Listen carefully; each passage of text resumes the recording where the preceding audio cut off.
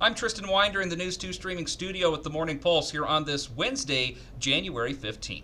We begin with breaking news that's just into the newsroom here within the morning hours of this Wednesday. Around 10:30 Central, there was a fire that broke out in North Platte and forced the closure of traffic along 18th Street from Hayes to Buffalo Avenue. The fire has since been contained, and crews, as you can see, have remained on the scene doing cleanup. We'll have additional details later on today here at News 2. It's been a week since state senators filed back into the unicameral to get another session of bills underway.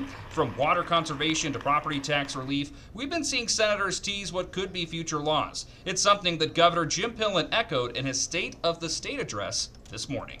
Our job as public servants is not to make everyone happy, much less any one industry or special interest group. Our job is to focus on schools, on public safety, on our roads and infrastructure, and the critical services that Nebraskans need. Governor Pillen says he also wants to see committees that he says are outdated be dissolved or absorbed into other existing ones. We'll have more on today's State of the State address tonight here at News 2, and Governor Pillen will also be in McCook tomorrow delivering the State of the State address. We'll have details on that as well with a reporter in attendance.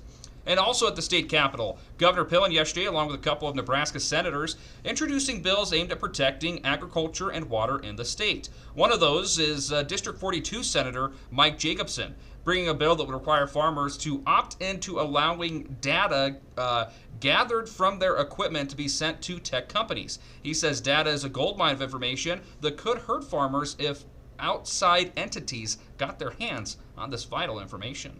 If you could aggregate all this data, think about how powerful that tool would be in terms of estimating crop yields.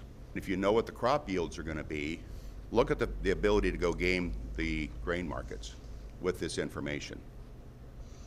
And lastly, with statewide news at least, Governor Pillen announcing that flags will be flown at full staff for Inauguration Day next Monday. Flags are currently flying at half staff across the nation due to the death of former President Jimmy Carter on the 29th of December. Flags will fly at full staff from sunrise until sunset on Inauguration Day. The following morning, flags will return to half staff to resume the honoring of former President Carter. The flag should fly at half staff for 30 days throughout the United States after the death of a president or former president, according to the Veteran Affairs website.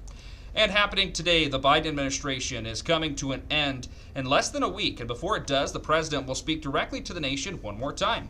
President Biden will deliver his farewell address tonight at 7, and we'll have coverage of that on KNPL, our 1011 station here in the North Platte community. The White House said that he will mark the fifth and final time that President Biden will speak to Americans directly from the Oval Office. He last made remarks from the Oval Office on July 25th when he announced that he was dropping out of the 2024 presidential race.